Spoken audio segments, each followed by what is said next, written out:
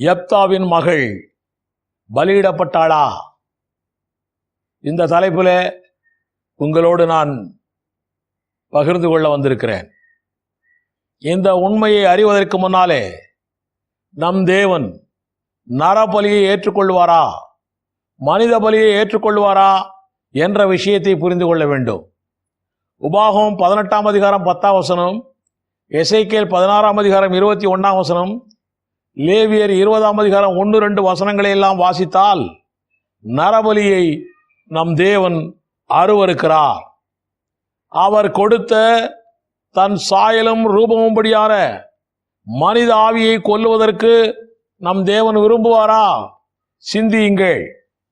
அந்நிய தெய்வ வணக்க கூட்டத்திலே வாழ்ந்த ஆபிரகாம், புறஜாதியானாய் வாழ்ந்த ஆபிரகாம், விக்கிரக ஆராதனையிலே வாழ்ந்த ஆபிரகாம், நரபலி செலுத்துகிற மனித பலி செலுத்துகிற சந்ததியிலிருந்து வந்த ஆபிரகாம், தனக்குள்ள ஒரே மகன் சம்பந்தமாய் அவன் நிலையை உலகத்திற்கு காட்ட வேண்டும் என்பதற்காகவே நம் தேவன் அவனை பரீட்சை பார்க்கும்படியாய், அவனை டெஸ்ட் பண்ணும்படியாய் ஈசாக்கை பலியிடச் சொல்லுகிறார்.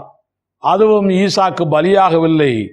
ஆபிரகாமும் தேவர்கள் மனித பலிகளை விரும்புவார்களா விரும்ப மாட்டார்களா என்ற கருத்திலே இன்னும் முழுமையடையாத பட்சத்திலே இருக்கிற நேரத்திலே நம் தேவன் சொன்ன உடனேயே அவன் அப்படியே நம்பி எதையும் சிந்திக்காமல் நம் தேவன் மேலே இருக்கக்கூடிய விசுவாசத்தோடு தன் ஒரே மகனை கூட்டிக் கொண்டு அவன் புறப்பட்டான் மோரியா மலைப்பகுதிக்கு. முடிவு என்ன தெரியுமா? நரபலியை விரும்பாத தேவன் அந்த பலி செய்வதை தடை செய்தார். ஆமென். அப்படியானால் யெப்தா தன் மகனை பலி செலுத்த தேவன் விரும்புவாரா? யெப்தா தன் மகளை பலி செலுத்தவில்லையா? இப்படி ஒரு கேள்வி தொடர்ந்து கொண்டே இருக்கிறது.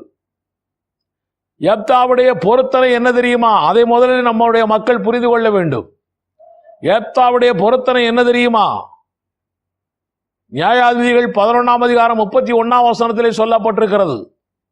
அம்மோன் புத்திரரை வென்று வரும்போது தனக்கு எதிர்கொண்டு வருவது எதுவோ அது கர்த்தருக்குரியது, அதை சர்வாங்க தகன பலியாக செலுத்துவேன் என்று அவன் பொருத்தனை பண்ணினான்.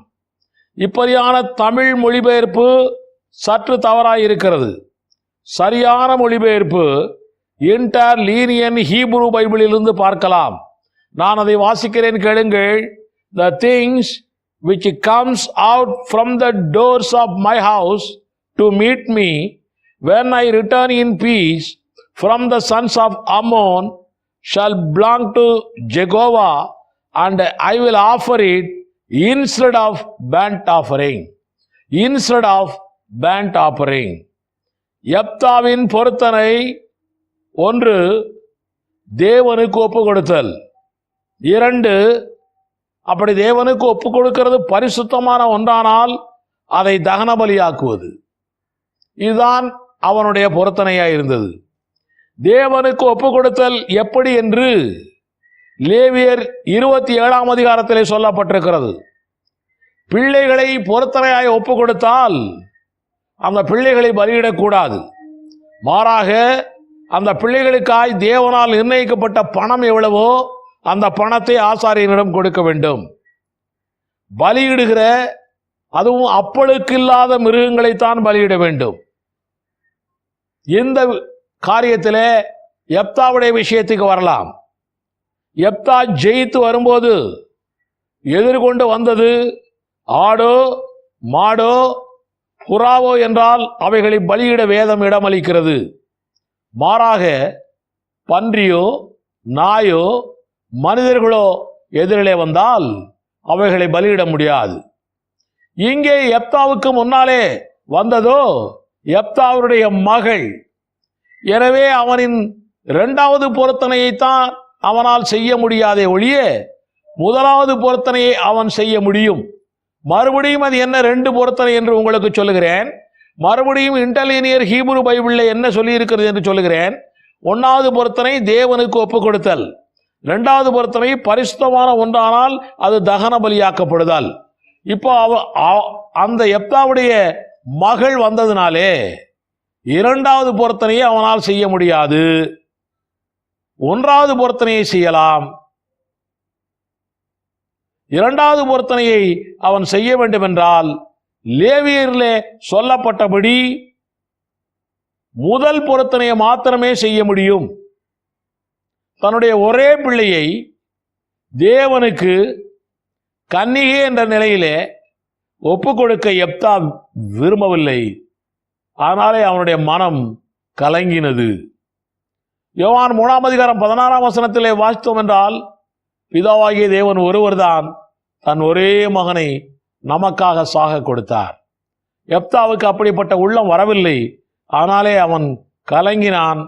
அவன் கலங்குற நேரத்தில் அவனுடைய மகளே சொல்லுகிறாள், அப்பா கவலைப்படாதீங்க, உங்களுடைய பொருத்தனைப்படியே ஒப்பு கொடுங்கள் என்று அப்பாவிடம் சொல்லி சம்மதிக்க வைத்தாள். நியாயாதிபதிகள் 11:37 மகள் சொன்னதை நீங்கள் NIV பைபிளில் வாசித்தீர்கள் என்றால் கொஞ்சம் விளக்கமாக இருக்கிறது. But grant me this one request, she said, give me 2 months to roam the hills and weep with my friends because I will never marry. தன் தோழிகளோடு தன் கன்னிமை நிமித்தம் 2 மாதம் போய்விட்டு வர தவணை கேட்டாள். தவணை முடிந்த பிற்பாடு நியாயாதிபதிகள் 11:31 சொல்லுகிறது, அப்பொழுது அவன் பண்ணுகிறது தன் பொருத்தனையின்படி அவளுக்கு செய்தான், அவள் புருஷனை அறியாதிருந்தாள் என்று சொல்லப்பட்டிருக்கிறது. ஆக எப்தா பலியிடவில்லை, மாறாக மகளை தேவனுக்கு ஒப்பு கொடுத்தான். அவள் கடைசி வரைக்கும் கன்னியாகவே இருந்து தேவனுக்கென்று ஊழியம் செய்தாள் என்று நாம் அறிகிறோம். ஆக இந்த செய்தியை கேட்டுக்கொண்டிருக்கிற பார்த்து கொண்டிருக்கிற சகோதரனே சகோதரியே, எப்தாவினுடைய மகள் பலியிடப்படவும் இல்லை. அந்த பலி நம் தேவன் விரும்புகிறதும் இல்லை.